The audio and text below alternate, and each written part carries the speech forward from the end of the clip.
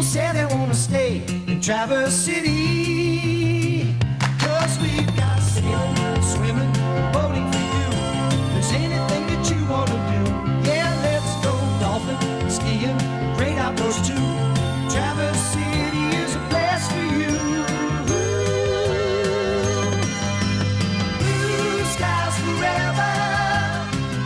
I'm living in Traverse City. Nothing could be better than living in Traverse City. So I got to say, I'm gonna smile all day, 'cause here is where I'll stay, in Traverse City. Traverse City, ooh, Traverse City, Traverse City, Traverse City, Dining and dining. Traverse City, Traverse City, fishing and wishing, Traverse City, cherries and...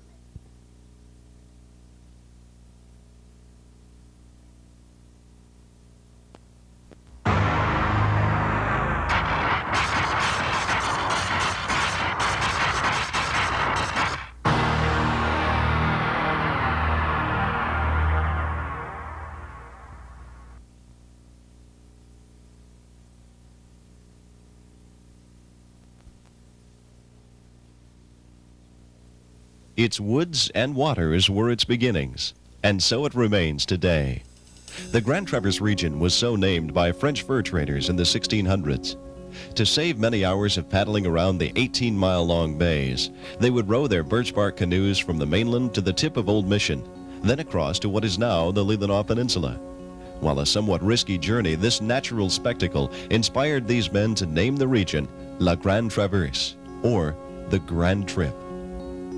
The lumber barons discovered the region's huge natural ports and massive growths of virgin timbers around the mid-1800s. For the next half-century, many of them built huge empires in the wholesale cutting and shipping of timber to the growing Chicago and Detroit areas. Because of the lack of controls on cutting, these fortunes were made at the expense of the landscape. Today, second-growth timber is still harvested on a limited basis, and Michigan white pine and cedar are prized in the construction of furniture and homes.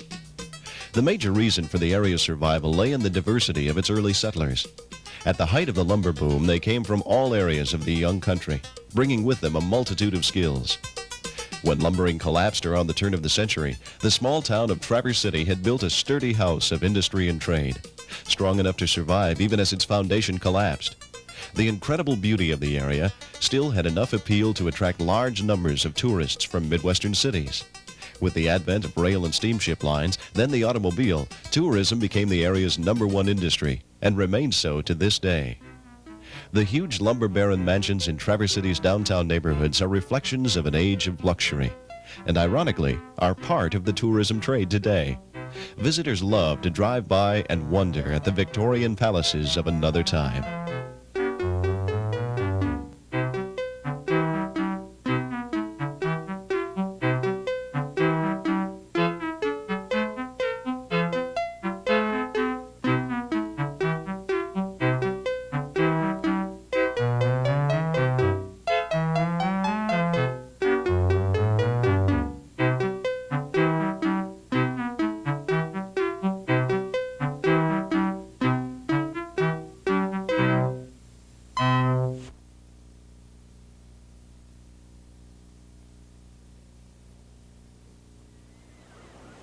The bay has always been the living heart of the Grand Traverse area. In reality, the bay is two bays, just a few miles across and nearly 20 miles long, split down the middle by the historic Old Mission Peninsula. In the early days, it was the major seaway and literally the only way in and out of Traverse City. Today, East and West Grand Traverse Bays are a gigantic playground for boaters, sportsmen, and just about anyone who loves warm and clean water, which is just about everyone. Through intelligent management, much of the spectacular view of Grand Traverse Bay has been preserved for everyone's enjoyment. Access to the sparkling clear waters is walking distance from most anywhere in town. The public beaches occupy a large percentage of shoreline and are famous for their cleanliness and sugar sand.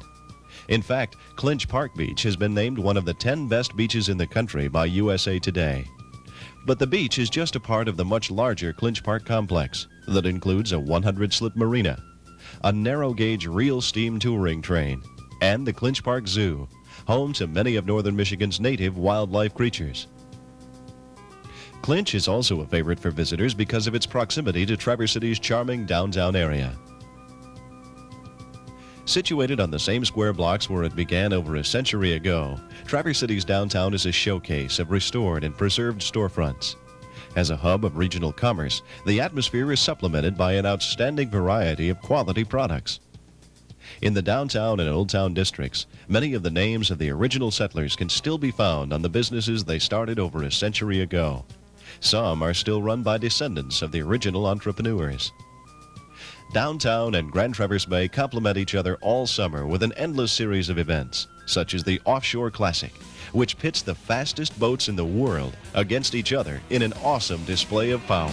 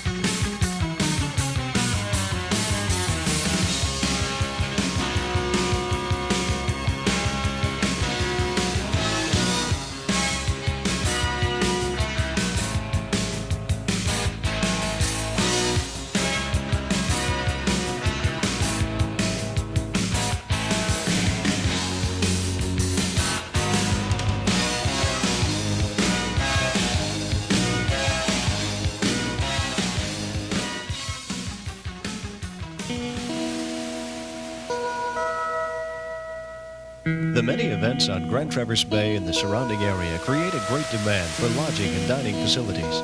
The Grand Traverse region lives up to the task. From budget to luxury, the choice of accommodations offered to visitors is outstanding.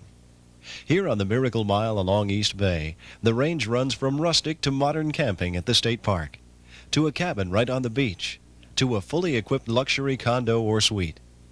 Downtown, the classic Park Place Hotel has welcomed visitors to Traverse for over a century.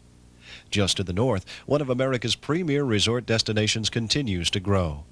The Grand Traverse Resort is fundamentally a city within itself, with fine restaurants, 3 championship golf courses, a fully equipped health club, and a wide range of shops within the new Tower Gallery.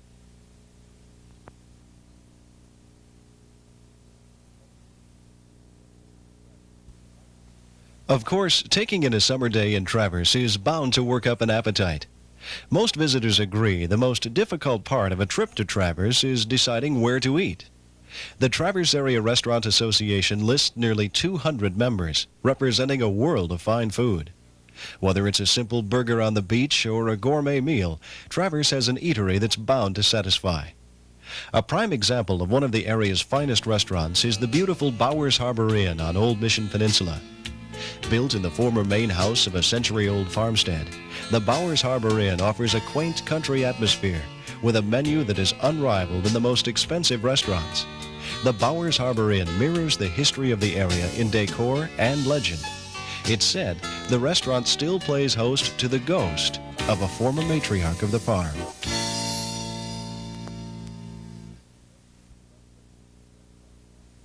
Perhaps the best thing about a vacation to Grand Traverse is not only the city of Traverse itself, but the fact that it lies in the midst of one of America's fastest growing and spectacularly beautiful areas.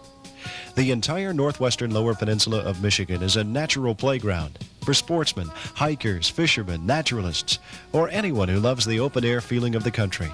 This region has it all. The Sleeping Bear Dunes National Lakeshore Park is just a few minutes west of Traverse City in Leelanau County. Covering thousands of acres to be forever preserved for the public use, Sleeping Bear includes the 300-foot sheer sand dunes that are constantly shifting and changing their shapes. Much of this land has been allowed to return to its absolutely natural state, including North and South Manitou Islands, just offshore of the mainland. Leelanau County itself is a postcard everywhere you look. Set in its hills and valleys are several small New Englandish villages like Glen Lake, Cedar, Maple City, Leland, Lake Leelanau, and many others. The many resorts, ski areas, golf courses, harbors, and attractions in the area surrounding Traverse City make it a truly regional hub of fun in northern Michigan.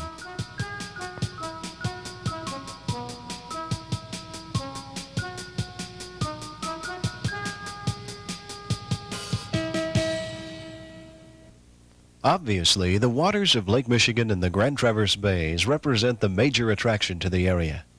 Their ever-changing hues of deep blue to light green are simply irresistible on a warm summer day. These waters are home to the world's largest flotilla of privately owned pleasure boats. Power and sail, small craft and large alike find plenty of room to play while navigating the fresh water.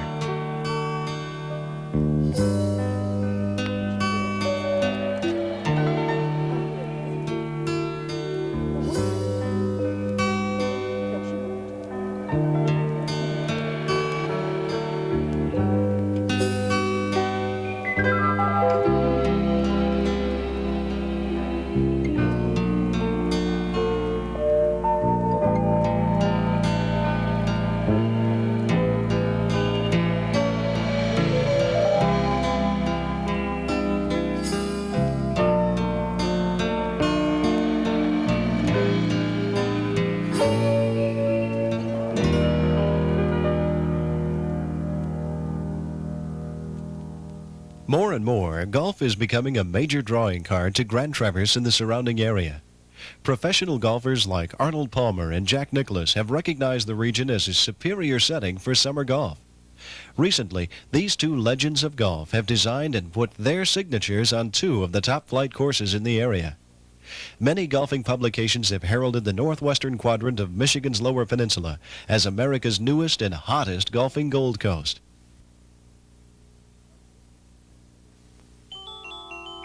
Until recently, many people missed one entire aspect of the Grand Traverse area by mistakenly assuming it was a summer-only resort. While it's true, Traverse City's rather remote location, compounded by unpredictable winter weather, will keep some folks home when the snow flies, those who make the trip are glad they did. Northern Michigan has made a tremendous commitment to winter sports. Outstanding downhill skiing, cross-country trails by the hundreds of kilometers, snowmobiling, ice fishing, and just plain breathtaking beauty make up a northern Michigan winter. Although not as massive, the slopes in the area are said to be every bit as challenging as many of Colorado's finest.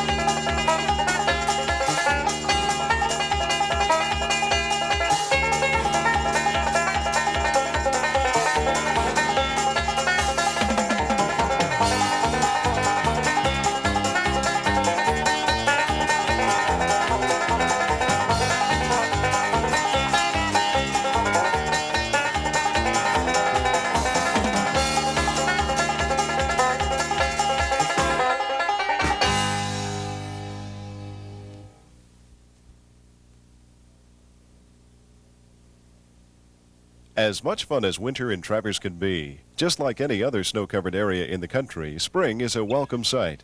The days grow longer, the skies open up with warm rains, the trees bud, the migratory songbirds return, and most importantly, the cherry trees blossom. The Grand Traverse area is a rarity in Midwestern agriculture, in that its acidic soil, combined with the tempering effect of the lakes and bays, provides a longer growing season, allowing for the production of a variety of fruit products. The largest of these is by far the tart red cherry.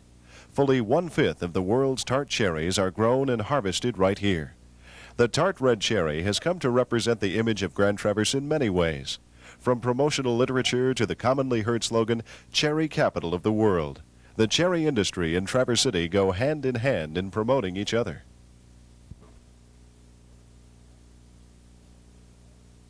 One of the most obvious ways this partnership manifests itself is during the National Cherry Festival, during the second week of July each year.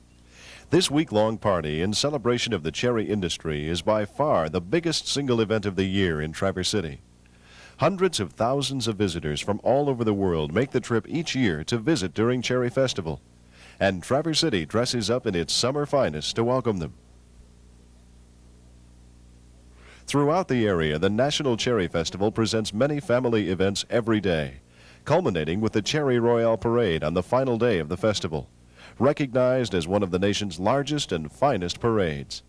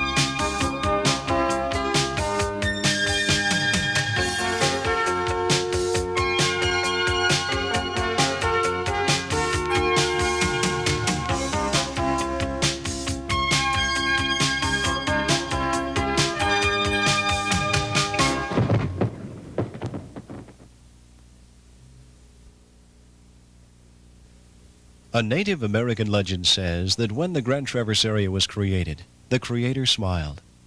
In order to understand the full meaning of that legend, you must experience it for yourself. Where the night breeze smells so sweet, and the skies are starlight peace, and the moonbeams on the water make you wish that nights like these would never end, would never end. Blue skies forever, I'm living in Traverse City. Nothing could be better than living in Traverse City. So I got to say, I'm gonna smile all day, 'cause here is where I'll stay, in Traverse City. Yeah, Traverse City. Traverse City. Yeah, Traverse City. Traverse City.